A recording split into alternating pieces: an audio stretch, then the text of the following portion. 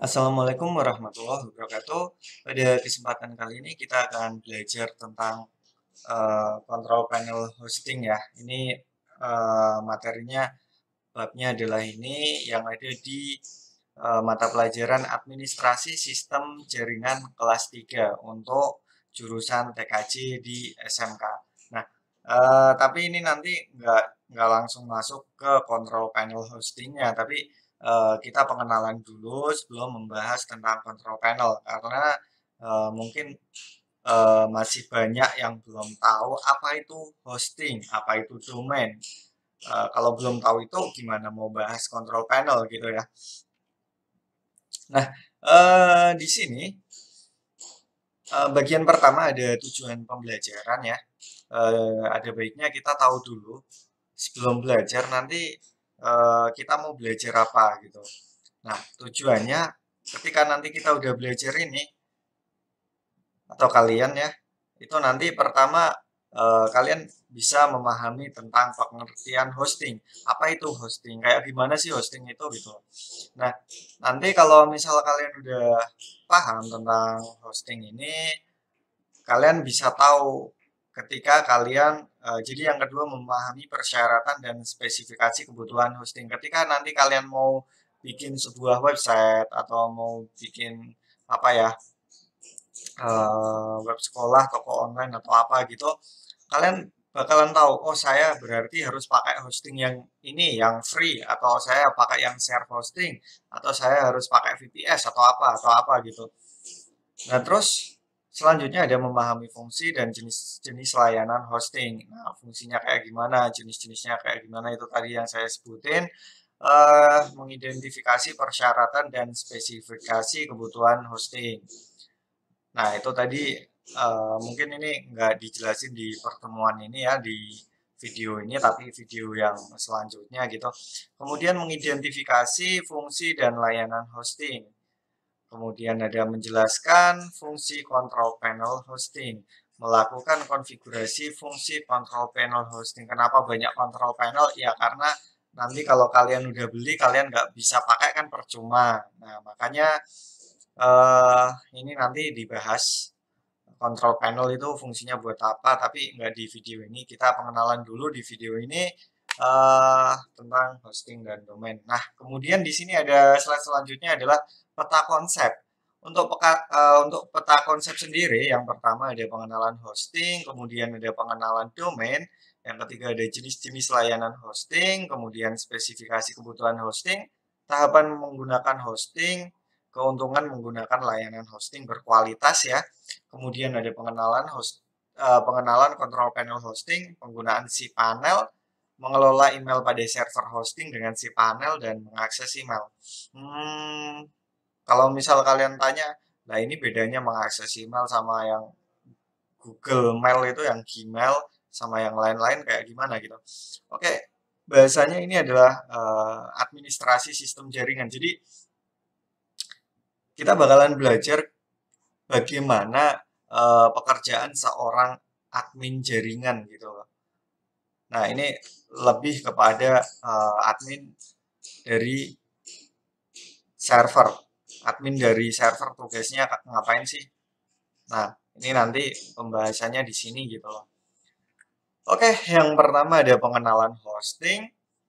Pengertiannya, hosting adalah layanan berbasis internet sebagai tempat penyimpanan data atau tempat menjalankan aplikasi di tempat terpusat yang disebut dengan server dan dapat diakses melalui jaringan internet.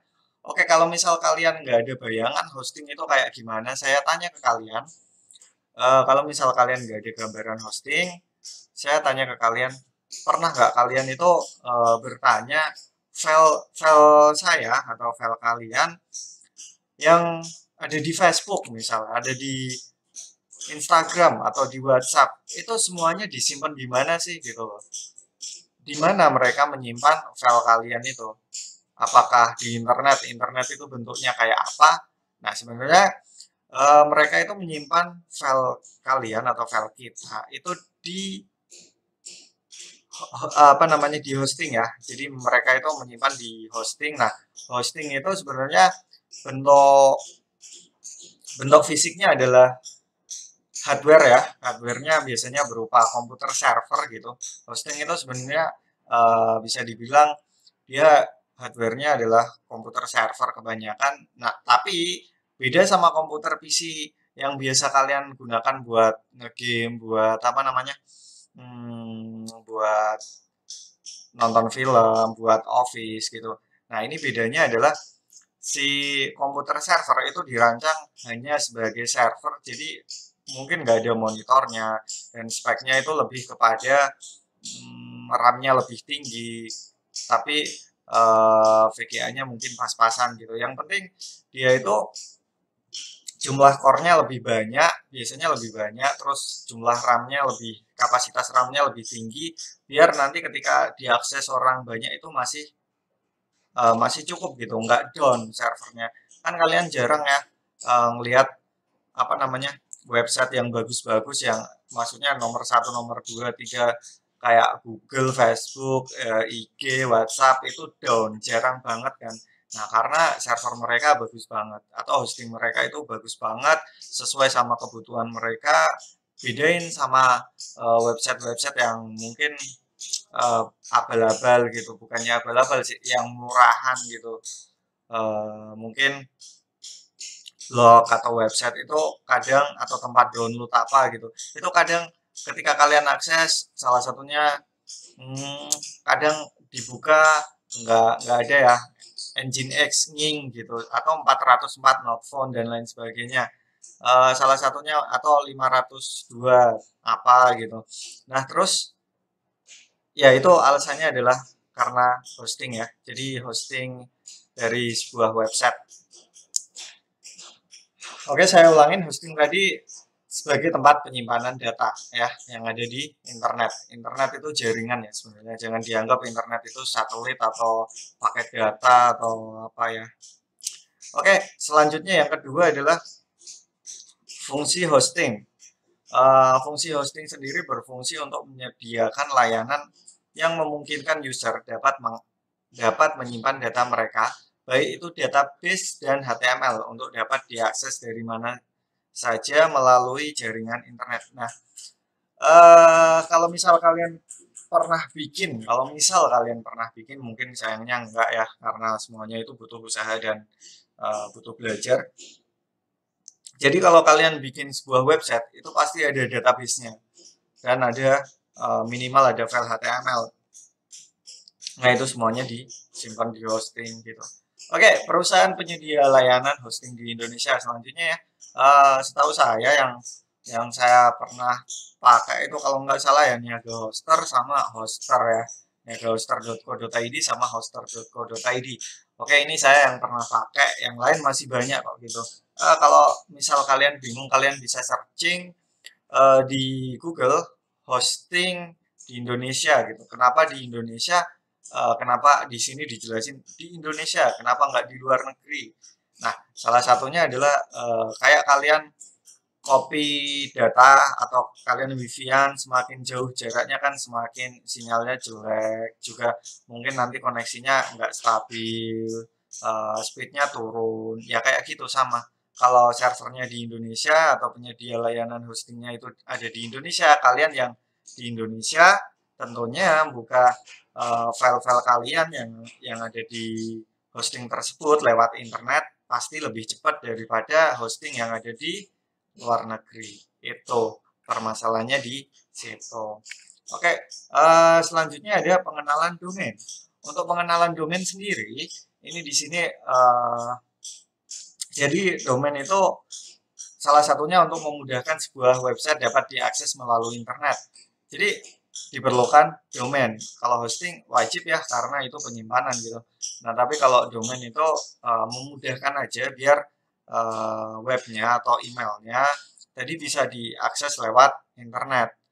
Nah, kenapa? Karena domain adalah nama unik yang diberikan untuk mengidentifikasi nama server komputer seperti web server atau mail server di internet. Web server itu kayak tempat buat nyimpen webnya gitu loh. Ya ibaratin web server ini kayak Facebook, YouTube, Google, dan lain sebagainya.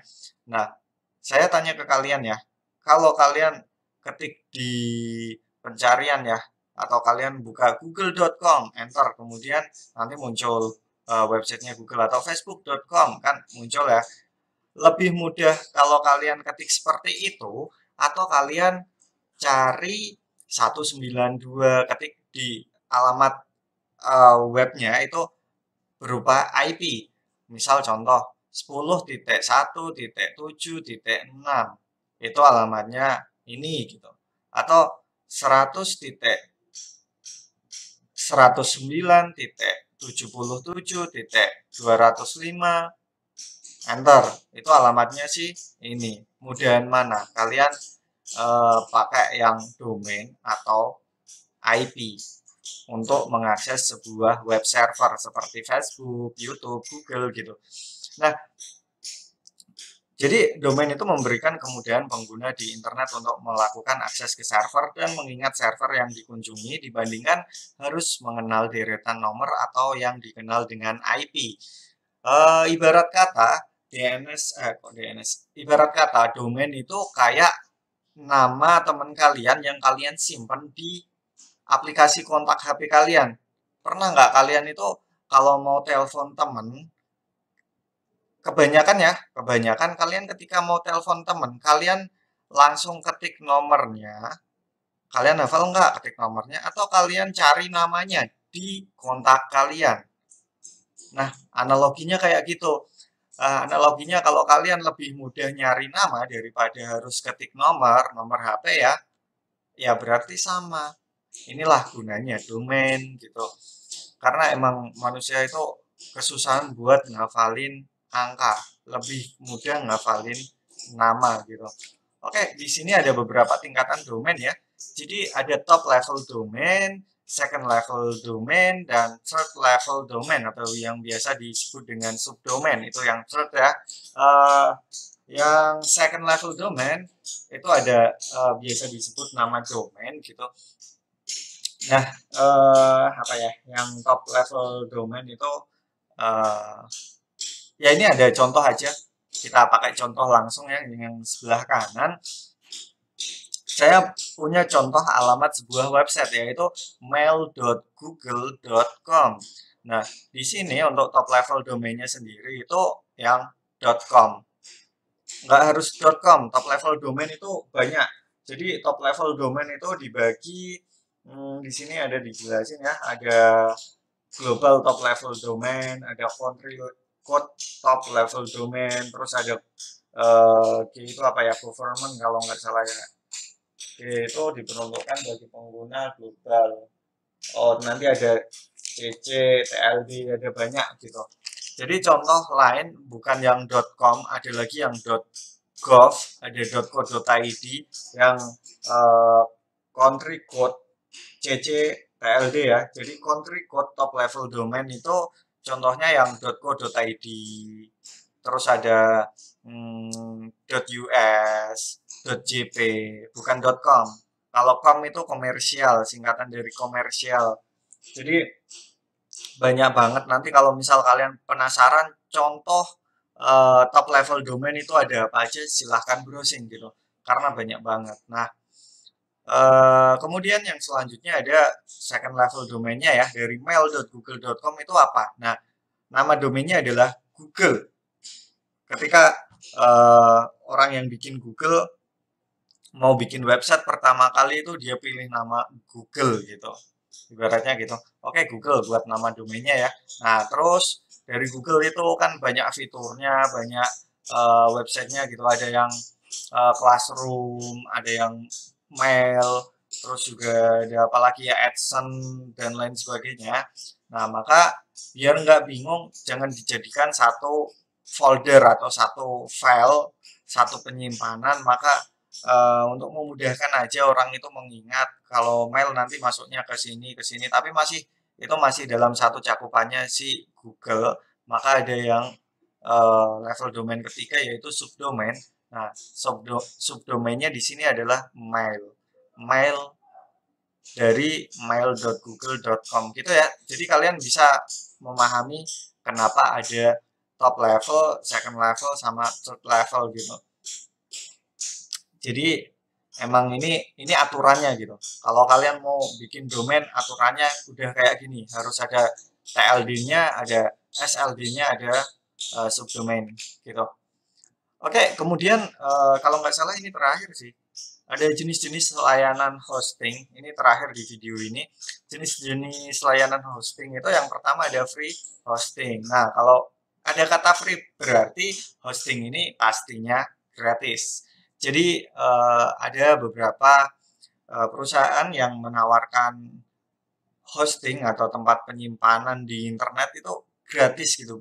Bisa kalian pakai buat nyimpen file website kalian, tapi biasanya dibatesin. Batasnya parah banget gitu. Kadang ada yang pakai iklan juga ketika kalian pakai hostingnya gitu. Nanti di website kalian pasti ada iklannya. Kalau enggak ya dibatesin, setiap hari cuman bisa diakses kayak kalian punya kuota atau jadi ada beberapa hosting yang membatasi, terutama yang free hosting itu membatasi hostingnya itu bisa diakses hanya berapa giga gitu atau berapa tera. Kalau tera sih masih mending. Kadang ada yang mungkin sehari cuman 100 MB, 100 MB buat uh, apa ya akses upload mungkin dulu sih kayak gitu ada gitu dan kebijakan kan berubah-ubah. Nah kemudian ada yang kedua share hosting. Jadi kalau share hosting, share itu berarti bagi-bagi ya.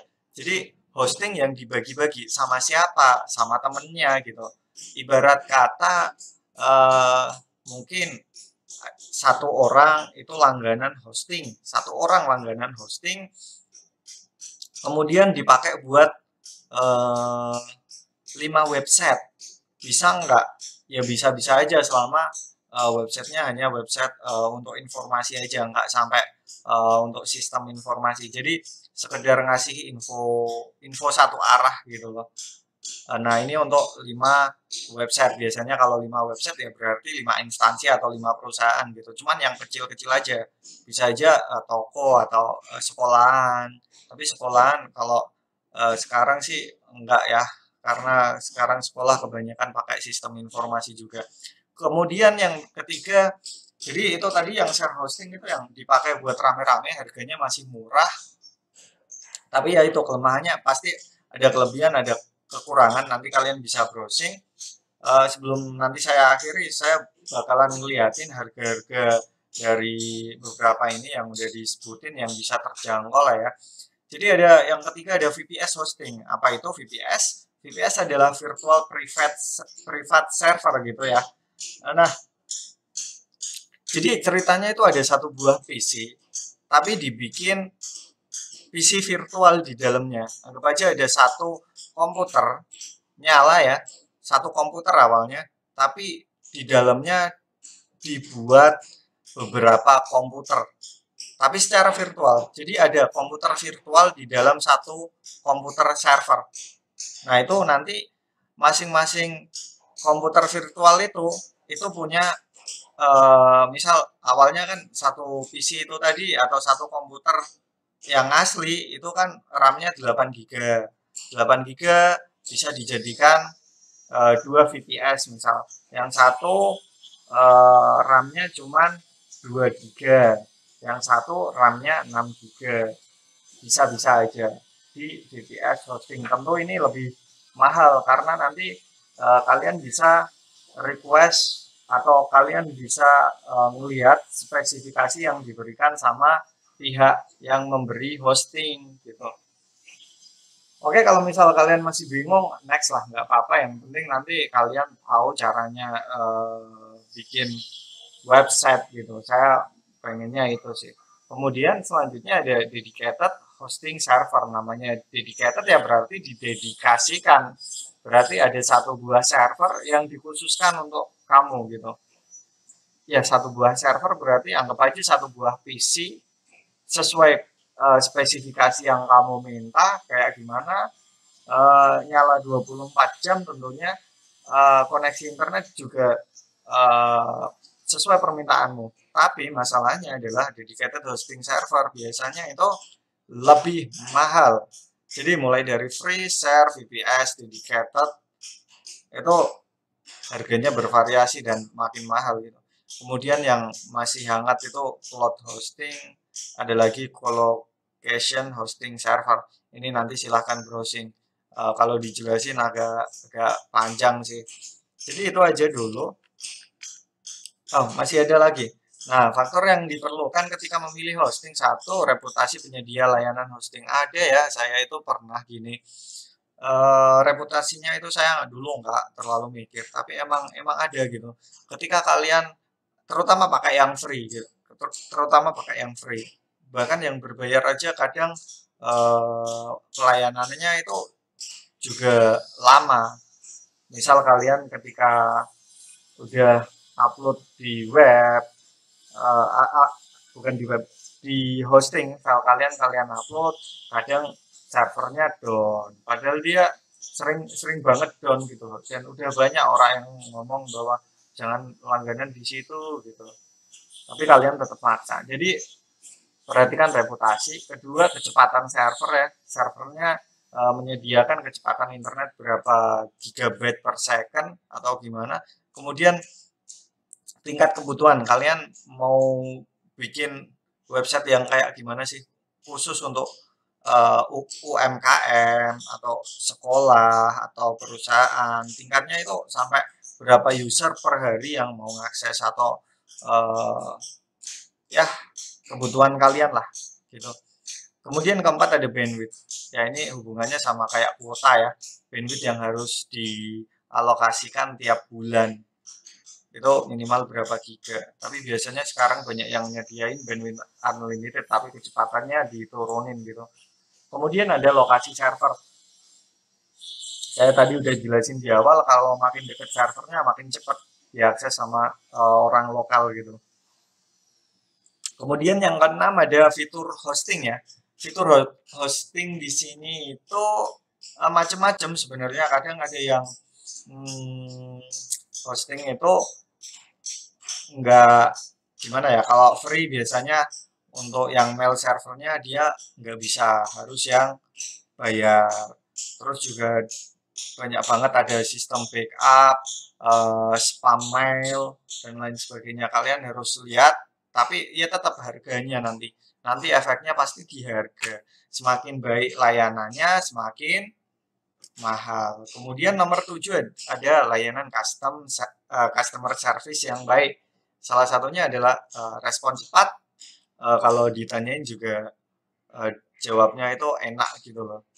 Ketika kalian ngomong sama orang curcol atau curhat, kalian dikacangin kan yang nggak enak ya. Sama kayak ini gitu. Kemudian 8 garansi uang kembali. Banyak sekarang atau mungkin hanya beberapa yang nyediain garansi uang kembali. Tapi setahu saya sih banyak ya garansi uang kembali. Nah, yang terakhir adalah harga.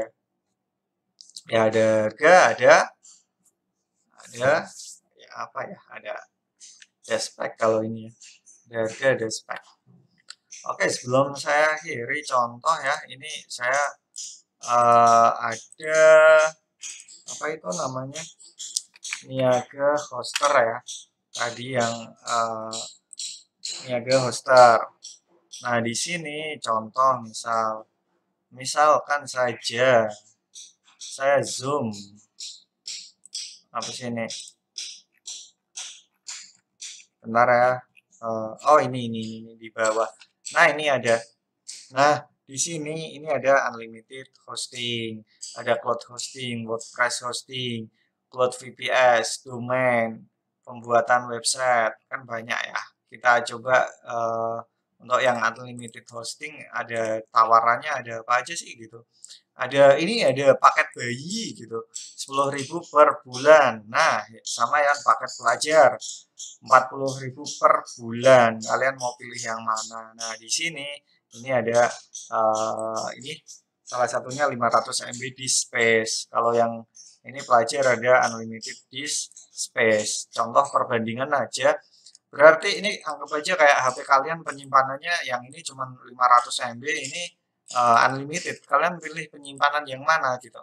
Ya tentunya yang unlimited ya. Tapi masalahnya ini mahal loh, tambah mahal gitu per bulan kali 12, anggap aja kali 10 lah ya. Berarti ini 1 tahunnya paling enggak 400.000 ini gitu, anggap aja gitu. Cuman kadang ya ada yang langsung 1 tahun gitu. Nah terus ada lagi yang domain. Untuk domain, mana tadi domain ya? Domain, nah ini ada domain. Eh, jadi harga domain itu kalau domain sih 1 tahun ya. Nah nanti khusus yang domain kalian beli aja yang lagi promo kayak .xyz. Ini kan promo 1 tahun cuman 18.000. Kenapa? Karena ini masih baru. Karena ini masih baru. Jadi jarang yang pakai. Kalau enggak .online, kalau enggak .site, murah ini. 15.000 1 tahun. Emang yang mahal itu yang jarang ada promo adalah hostingnya. Ini mahal banget emang. Jadi silahkan nanti kalian coba lihat-lihat ini ya. uh, itu jadi materi kali ini saya cukupkan. Kalau misal ada yang mau ditanyakan silahkan bertanya, boleh lewat WhatsApp, grup, Japri, boleh lewat kolom komentar di YouTube. Serah kalian pilih yang mana. Yang penting kalau misal kalian nggak paham tanya, coba belajar ngomong. Jangan misal kalau nggak bisa nungguin ada yang ngajarin. Nanti kalau misal kalian udah kerja nggak kayak gitu. Oke, udah ya. Jadi sekian saya akhiri, nanti next di video selanjutnya. Wassalamualaikum.